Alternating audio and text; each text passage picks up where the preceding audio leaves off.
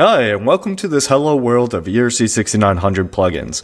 In this video, I want to focus on this plugin template, and in the future video, we're going to extend upon this plugin template. I just want to show you how this works. It's sort of the way that I've thought about like a hello world of ERC-6900 plugins, something that is just going to modify a count for all smart accounts. So we talked about ERC-6900 in a previous video. If you haven't watched that one, go check it out.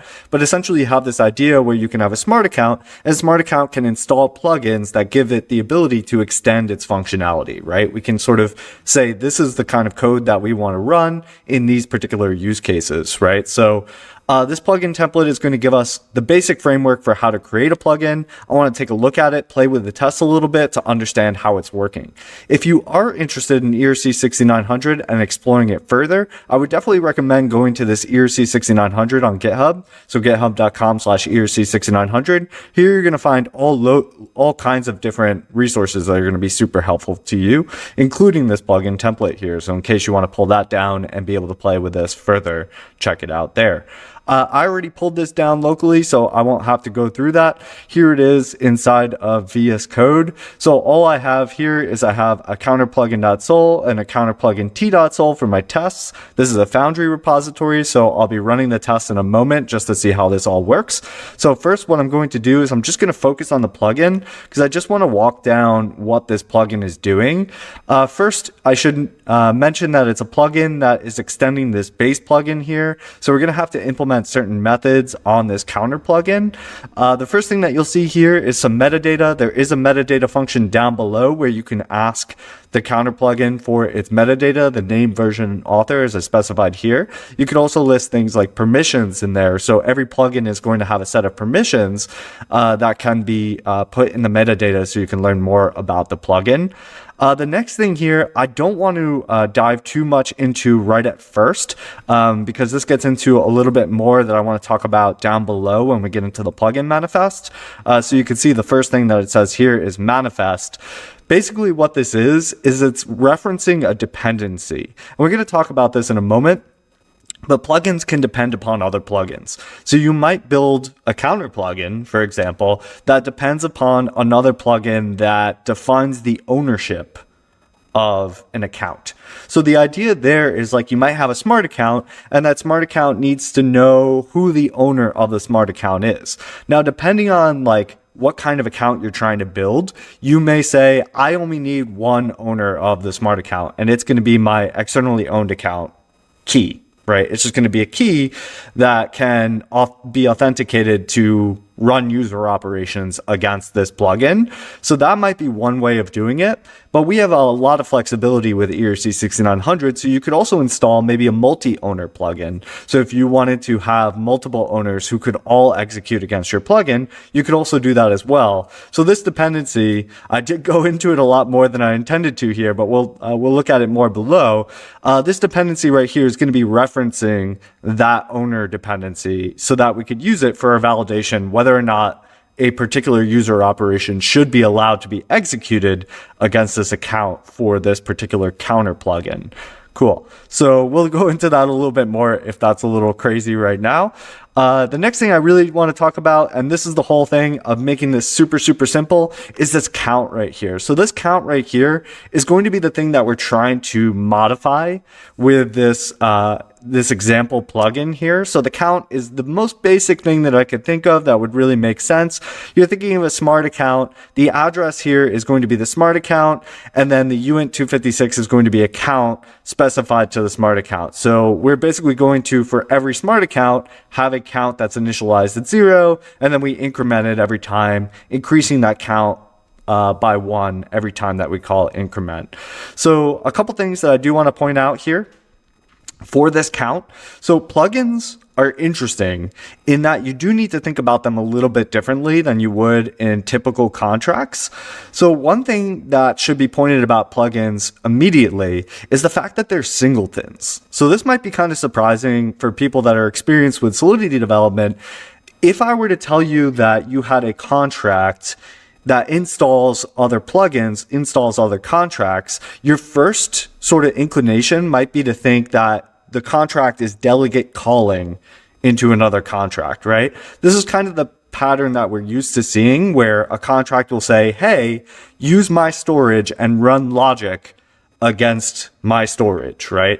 And so this might be like a proxy pattern or maybe like a diamond pattern where you see, hey, I want to be able to delegate to this contract the responsibility of running logic against my storage, right? So the contract that actually has the logic doesn't have the data, doesn't have the storage inside of it. It just has the program. So we can basically change what we want the code to be so you could upgrade it over time, right?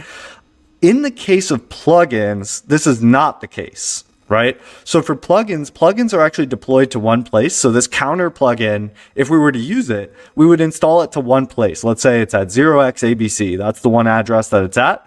Every account that wants to install the counter plugin would actually install that counter plugin at that address. And this count right here on line 40 is actually going to be stored in the counter plugin itself. And the smart account is going to call out to the counter plugin. So it's going to call out to the counter plugin and modify that storage directly on the counter plugin. So that's something interesting to think about. I find that that's actually pretty refreshing because if you use delegate call a lot, sometimes it's hard to keep track of which contract is it, the one that actually has the storage versus which one is the one that has the logic. And then you need to like think about that as you are like, defining the ABI for a particular address and you want to like talk to it through different methods. It's actually pretty refreshing to have the storage just be stored on the contract that has the logic defined on it. So that's the case for plugins, and that's important to note. Another thing that's listed here, a note to developer, is not important for this video, but I wanted to put it in here. If you are going to use the storage values in a plugin for validation, which we're not going to be in this video, we're going to be using them for execution functions, which you'll see in just a moment. But if you were going to use it for validation, then you would actually have to adhere by these validation rules. And this is really important for bundlers not to run into like these denial of service attacks. So you can kind of read up on that more on EIP 7562 to understand these validation rules and why they exist. But essentially it sort of dictates what would be allowable storage for a validation function to run. Like I said, we're not going to be defining validation functions for this plugin. You would if you were going to create something like a single owner or a multi-owner plugin, which we will use as a dependency. But in this particular case, we're not going to be using associated storage, but it's important to know that in case you were going to. So in this case, we're not restricted in what kind of storage we want to do, so you don't have to worry about that. But we are going to have this count that is going to map a smart contract address, a smart account address, to a uint count. And then we have this function increment, and what it's going to do is it's just going to increment that count every time that we call it. And what we're going to do is we're going to call this through a user operation. Now, one thing that's really important to point out about plugins as well is this idea that plugin functions can be called in three ways. One, they could be called through a user operation, and a user operation, as we've talked about in previous videos about ERC-6900 and 6900, user operations go through the bundler, and then they go to the entry point, then they go to the smart account, so they go to the SCA, I'll call it, and then they come in here to the plugin, right? So that would be one way to call this function. Another way to call this function would actually be what's called runtime. So this is defined in the ERC-6900 plugin standard as runtime, where instead of calling the bundler, you actually call the smart contract address directly, and then that calls the plugin. So this is another way of doing it. The third way of doing it is actually just calling the plugin directly. So just calling this function. Like I said, the plugin itself is a singleton, and so this function could be called directly. In the next video, when we extend upon this plugin template, I'll actually be showing you a use case of why you might want to call the plugin directly. But it's important to think about all these different ways that it could be called, even if you just need to just block the situations where it could be called in these other ways, right? So that does add some complexity to the development of these plugins. It does add like some ways that you have to think about this. So that's something to point out. Another thing to point out here is you might notice that this function is just like, it doesn't look like it's restricted at all, right? It looks like anyone could call this. which directly they can, because if you call this directly, this is just a function defined on a contract somewhere, so you could definitely call this directly. If you're calling this through a user operation, you'll see down below, we actually define the user operation validation function, which says here is a valid function, or here's a valid user operation, how you can validate it to say whether or not this function could be called through that user operation flow. We're also going to show a runtime hook, which we're actually going to say, hey, you cannot call this at runtime. So that's also listed down below. There's a couple of methods that we do have to implement here, the on install and on uninstall. I didn't actually do anything here, but if you needed to do anything with installing or uninstalling on the plugin, and you needed to write any sort of contract behavior at that point, you could certainly do that here. I would take a look at some example plugins in the ERC-6900 org that we were just looking at on GitHub, and take a look at the reference implementation. You'll find some example plugins in there. They probably have some install and uninstall behavior, so you can see like what you might see in there. And maybe in some more advanced use cases, we'll go into what you might put in here. Okay, now we get to the plugin manifest. This is going to be the scariest part of the plugin. So at first, it looks a little intimidating, but I promise if you break it down, it's really not too bad. Essentially, it's the way that we define permissions. So what can this plugin do? Is it allowed to spend Ether from the account? Is it allowed to call out to external contracts? These are actually Booleans that are listed on the plugin manifest itself. So we have this plugin manifest here. Unfortunately, my click to definition is not working. So I'm just going to go ahead and pull it up. So it's in my lib reference implementation. And then source, let's see, where does that come from? Source, and then the plugin manifest is iPlugin. Okay, interfaces, iPlugin. Okay, cool. So the plugin manifest is actually going to look like this. There's a lot of stuff that you can define on here, and a lot of this is commented for you, so you can kind of see what's going on here. So those two Booleans that I talked about a moment ago, if you needed to make it so your plugin could call out to any external address on behalf of your account, you could actually specify that here. So what you would do is you would say, like, down in our manifest, you might do like manifest dot whatever this was, like can spend native token is equal to true. By default, this is going to be false. So you cannot spend native tokens. So like if you're on Ethereum, or if you're on like Optimism, this would be Ether for your native token. If you're on Matic, or if you're on Polygon, this would be Matic. So if you want to spend native token, you do have to specify this. This is one of those permissions that you have to specify. And then you're also going to specify what kind of functions can be called through this particular plugin. In a future example, we'll be turning these Booleans on, but for now, for the counter plugin, we don't need to spend tokens. So I would definitely keep our permissions down to a minimum, whatever we need to do at a minimum. And we'll take a look at what we do have listed here for the counter. So one of the things that you will need to define if you are dependent upon another plugin is the dependency interface. So what does the dependency look like? What methods does it have defined? In this case, I'm just going to use the iPlugin interface, so what a typical plugin looks like, because what we're going to be using is the user op validation function, which is going to say whether or not this user operation is valid. And what we're going to be doing is we're going to have a dependency. Let's actually take a look at that. So I'm going to take a look at the tests here, because I think it's a little easier to see this from the outside. So in the test, when we actually go to install the plugin, so right here you can see on our account we're installing a plugin, we're going to list dependencies. And what are dependencies? But they are an array. No, this looks scary. Don't worry. It looks pretty intimidating to me too, but don't worry. This is like right here. What we're doing is we have this single owner plugin. Like I said, this is going to be, all plugins are going to be, singletons. They're going to be deployed to one location. So this single owner plugin right here is already deployed. And then what we do is we say our dependencies is just going to be this single owner plugin right here. right? And we are going to also specify that we are going to be targeting the single owner plugin's function called user opt validation. So there is like this function ID that we need to target on the single owner plugin, saying we are going to validate that this is a valid owner. So what this essentially does is when we reference this function as our user operation validation, we are saying this function should be used when you want to figure out whether or not this user operation should be allowed. That's what we're saying to the smart account, and the smart account will know what to do in that case to call out to our dependency, say, hey, is this a valid user operation?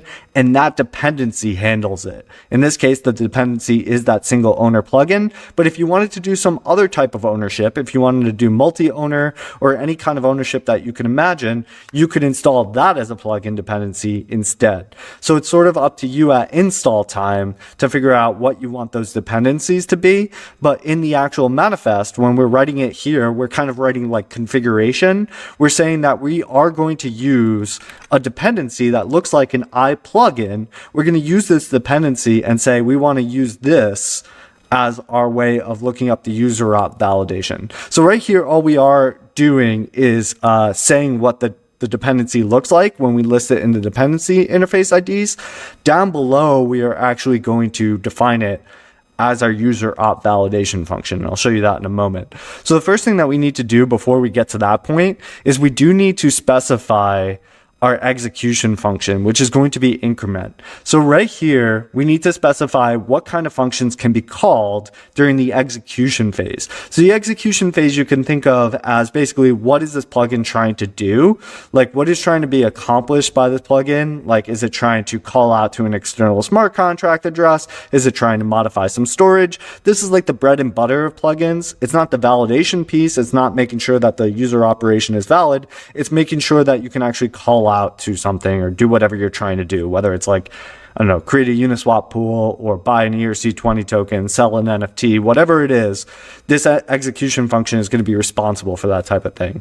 In this case, for our execution function, all we're trying to do is increment that count, that storage account that we had there, the storage count. So this right here, lines 79 and 80, what we are doing is we're defining our execution functions. So when this plugin gets installed on our smart account, the smart account is actually going to read the plugin manifest and it's going to sort of parse this like configuration. And it's going to say, oh, okay, you have one execution function called increment.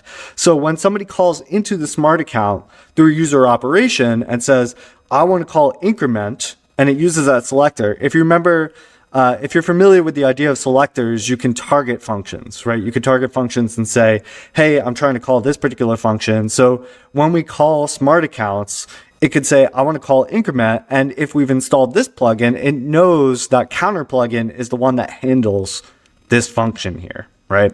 So that's the execution function. Now we're installing this new functionality on the smart account itself. The next thing that we want to do is for this execution function, we want to define the validation logic behind it, right? So this is the part where we sort of protect this function. We say, okay, when we're thinking about this in terms of the user operation, how do we want the smart account to validate whether or not this is something that should be allowed? And this is what happens down below, right? So the first thing we do here is we define a manifest function. So you see this right here. This is basically saying, I'm gonna create a reference to a function somewhere. And you could create a reference to a function within this contract, or you could define one as a plugin, as a dependency. So you can see we have this associated function type. And if we actually go up inside of, I lost it here, but the I plugin, and we go to the types, you can actually see that there's a few different types that you can do. So you could say the function belongs to this plugin. There's also the dependency. So if you wanted to do something where like you wanted to, we're also going to use this pre-hook always deny in just a second as well. But you could see some comments here kind of explaining these things. If you wanted to say we're going to reference a function inside of this plugin itself, the counter plugin, and we wanted to use this for validation, you could do that. Or we could do it where it's a dependency. In this case, we're going to do it as a dependency because what we want to do is we want to say this function, this other plugin we're going to use for the validation of this plugin, right?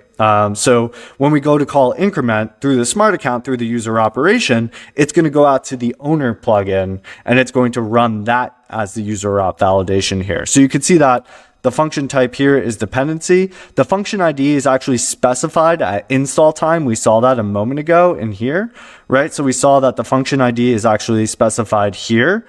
So we don't need to specify that here inside of this manifest function. But if you were going to do this as a self type, then you would actually specify that here. And then finally, we have this dependency index. This is the thing that I was talking about earlier that was all the way the constant at the top of the contract. Basically, what we're doing here is we're saying we want to reference the first dependency, right? So we just made it a constant so we could say 0, the first dependency. If you had a list of dependencies, then you might specify what they are, right? You might use multiple functions from one dependency, or you might have multiple dependencies with many different functions that you're referencing from each, and you would specify the dependency index when you were saying, this is the function that I want you to call from that particular dependency. Finally here, we are actually going to link the user operation validation function to the increment selector, right? This is what we're doing here, is we're saying that this user operation validation function should be linked to the increment selector. So we define this user operation validation function here, right? This is the reference, like I said, the reference to that dependency function. So we are saying, go out to this dependency, run that function for the user operation validation, and then set that, to the increment selector. So basically what this is going to do is when this gets installed is when we go to do validation of the user operation, it's going to call out to the dependency validation function first, and then call out to the increment function if the user operation is allowed. The last thing that we do here is we actually deny the ability to do this at runtime. So this is something that is important to point out here, which is that if you don't define the runtime behavior of your functions, then they can actually be defined by other plugins.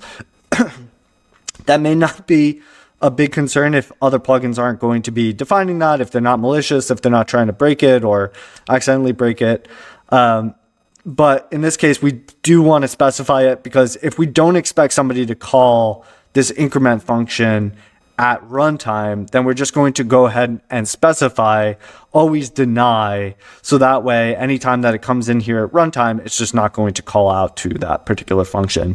Finally, we're going to return the manifest so that when this plugin goes to get installed, when we call that install plugin on the test side, it can just go ahead and take this manifest and read it like configuration and install it to our ERC-6900 smart account. Cool. So that is the smart account here. Basically, now we have the tests, and I just want to show you a little bit about the test for now. We're going to be extending this in a future video, so we'll be going into this a lot more and, sort of breaking this down a little bit more. But you can see some really useful comments here. One thing we're doing is we're deploying the entry point. So we're doing that ourselves as a Foundry test. So there's nothing in this environment. I'm just going to be running Forge test, and we're going to need to initialize everything ourselves. So the first thing we're going to do is we're going to create a new entry point. And then what we're going to do is we're going to create the single owner plugin. Like I said, plugins are singletons, so they're deployed to one place. And then we're going to create this modular smart contract account factory fixture, which is a mouthful. But basically, we're trying to create a new smart account. So we're going to need a factory that is going to allow us to create that smart account. So we went over factories in a previous video, the From Scratch series and the ERC-4337. So if you want to learn more about those, check that out there. And then basically, we're just going to set up some accounts. We're going to set up the beneficiary for the fees, and then we're going to specify the one owner. Because we're using a single owner plugin, we're just going to have one owner here. And we're going to say that this owner is the owner of the modular smart contract account. And then we're going to deal the account some ether. And this ether is going to be there for paying for the gas fees, because we're not going to specify a paymaster in this case. So the smart account itself is going to have to pay the gas fees, and the entry point is going to expect it to do so. So finally, we're going to deploy this counter plugin, again, another singleton, and then we're going to get this manifest hash, which we're going to need for the installation of the plugin. Lastly, we'll do the dependencies, which I talked about a moment ago. We were specifying the user operation validation function from the single owner. We're saying this is the one that we want to run when we go to run increment. And then finally, we install the plugin. So we're going to call it as the owner. This is the owner of the smart account, right? So the owner of the smart account is going to install the plugin. They have the ability to do that. And then they go to install the plugin, and we send over all the information necessary to be able to make that happen.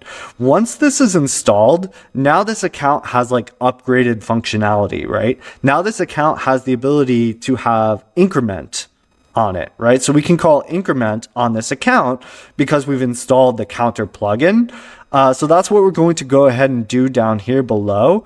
In this test increment, I'm going to call it via the user operation, which is the most common way to call these execution functions through the user operation, right? Because of course that is going to enable a lot of the features that we care about through account abstraction, things like being able to sponsor gas, things of that nature.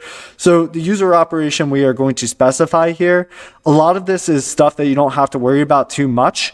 Notice we're not specifying the signature because the signature, it's a little tricky. And we went over this in a previous video, but basically you have to create the user operation first so that you can get the hash, so you could sign the hash of the user operation. So we have to create this first. So at first the signature is going to be blank, but down below you'll see we actually get the signature and put it on the user operation. So you kind of have to do this inside out thing where you first create the user operation, get the hash, and then sign it and then attach it to the user operation, which is a little strange, but that's what you have to do to make sure that you sign it uniquely and you actually specify, here is my intent as a user. The one thing that we do need to specify here that's important is the call data. So for the call data, we're calling counterplugin.increment. So take a minute to think about this because I do think it is useful. User operations, again, are not transactions, right? They are wrapped in transactions when you send them to like a bundler. So user operation is going to have some call data inside of it that is going to be used from the entry point that is going to be sent through to the smart account. And then the smart account is going to see this increment selector and it's going to say, oh, okay, I know that I have a plugin installed that handles this particular method. Right now that we've installed it above. So we're encoding this call data so that it could target that increment function eventually on this counter plugin. Great. So the next thing that we're going to do is we're actually going to encode the signature. This is the part where we take the entire user operation and we basically sign it. We say, this is the user operation hash, and we're going to sign it with the owner one key. And then we're going to go ahead and pack that on the user op itself, put it on the signature, and then we'll hand off this user operation so that it can be executed. So finally we can increment our account. Right? That was the hardest way to ever increment a count, right? And if you want to run this, you can run this pretty easily with Forge test to make sure that it's working. And we'll see, hopefully, did I do something? Let's see what I did. It's not finding all this stuff. Did I mess around with my... Let's see what I did here. Maybe I messed around with my remappings. Okay, did I do that by accident? Let's see. So ERC-6900, oh, it's not specified here. All right, somehow I lost that, and that might be why I'm getting those squiggly lines. So ERC-69 reference implementation is going to be equal to lib/reference. Oh, it's going to be this. I guess we could just call it reference implementation. That's what's in here. Okay. Let's do that. So hopefully now that should work okay. So don't mess around with your remappings too often. So hopefully okay, that seems to be navigating, even though I'm still getting the right squiggly lines. And then do we have any over here? Oh, this is actually using lib reference implementation. Okay, so hopefully we can test this now. When you get the repository down and you clone it for the first time, you shouldn't run into these issues. I think just before this video, I messed around with some of my remappings to try to get rid of some of these squiggle lines. If you know how to get rid of this, I'm using the Solidity extension, and sometimes it just doesn't find the remappings properly. If you know how to fix that, let me know in the comments below. That would be great. This is something that I've been struggling to figure out. But for some reason, it's not finding that. But I can actually click into the definition there. So somehow it does seem to be wired up. Anyway, the tests appear to be working now. What we are going to do is we're going to change this around just a little bit so that we can actually mess around with the user op. What I want to do two things, right? Just to make sure that we understand how this is working. One, I want to do a second increment. So I want to increment it so that the count is actually 2. So we want to get up to this point where the count is 2. If I just change this right now, then we should expect the test to fail, right? Because the count is going to be 1 after we increment it once. So we can go ahead and run that and see that it failed, right? But if we wanted to increment this twice, then we might create a second user operation, right? And we might call this user operation 2. Do we have to change anything here? Just the nonce. We need to make the nonce different. The nonce, again, is actually something that's not the native nonce to the chain, but a nonce that's actually handled by the entry point. So something interesting to point out. We're going to keep the same call data in here because we are going to be calling increment again. We are also going to have to sign this again. So in this case, we're going to say get user op hash 2. We do need to make these different, right? Because this user operation hash is going to be different from the first user operation hash. And that's because the nonce is different, right? So every user op is going to be unique. That's what the nonce ensures. At the very least, if nothing else is different, then the nonce is going to make sure that it's unique. So we do need to create another unique signature on that user op hash 2, again with the owner 1 key. And then we're going to create that operation hash signature on the user op 2 there. And then for our user ops, we can actually send through multiple user ops to the entry point, right? Because we can batch them. The entry point can handle multiple operations. That's why we call the bundler, because it can send multiple operations through to our entry point. So we can specify another user operation here and do user op 2. So hopefully if that works out properly, and I didn't make any mistakes there, then we should see a count of 2 here. Let's make sure that's working. So another one that we need to do is V, R, and S are all going to need 2s as well. Kind of ugly code. You know, if we were going to do this multiple times, maybe we turn it into a function, something like that. But let's see if that works. Okay, sweet. So that is working. Awesome. So we were able to increment twice to our count. So you can see how you might add another operation in here. If you were going to test this out, if you were going to create another method, you could see how you could sort of run that through. One other thing that I might want to do just to prove to you that the validation is working, right? Because what we did with the validation is we specified that there is a single owner. And for the single owner plugin, we made the owner owner 1 here, right? That's what we're passing through to the upgradable modular account. So if we wanted to test that the validation is actually working properly, we might try this with like another address. So maybe we'll make another address down below and try to sign it with them and see that that's not working properly, right? So if I try to do like address owner 2 and I'll actually need owner 2 key, so I'll just declare that there. Then, and we'll call this owner 2 here. Then if we try to sign the second user operation hash with the owner 2 key, we should get some sort of a validation error, right? Because they are not the owner. We did not specify them as the owner, so we should be able to see that that is not working. Let's see that comes through in the tests. And you see an AA24 signature error. So this error is actually going to come from the entry point. So that's where it's bubbling up to there. So it's actually in the validation phase, going to call out to our validate user operation, which a smart account knows to route that to the single owner plugin, which is then going to run the validation. And it knows that owner 2 is not the owner of the smart account. So it's going to say, no, that's not valid. And we're going to get a signature error. So that's how the validation happens, how it is installed on our plugin. Okay, so that's everything I wanted to talk about for the counter plugin. We are going to be diving into another plugin in the next video where we expand upon everything that we learned here to sort of create new functionality, something that's going to be a little bit more useful, not necessarily a counter plugin, which is just very contrived and an example, but something that you might actually see in the real world. We're going to be diving into a subscription plugin where if you wanted to have, like, let's say a platform where you had creators in a Web3 ecosystem, and you wanted to subscribe to those creators.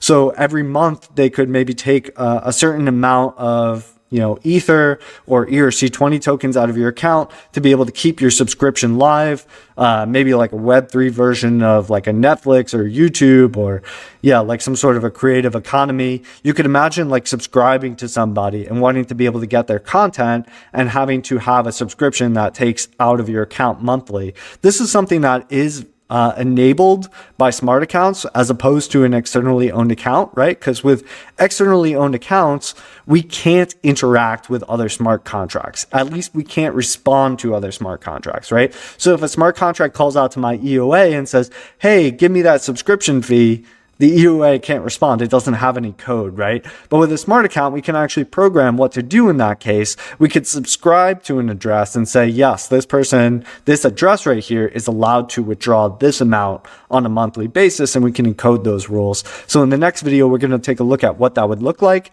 so we can build a subscription plugin and do something a little bit more real world. Look forward to seeing you in that video.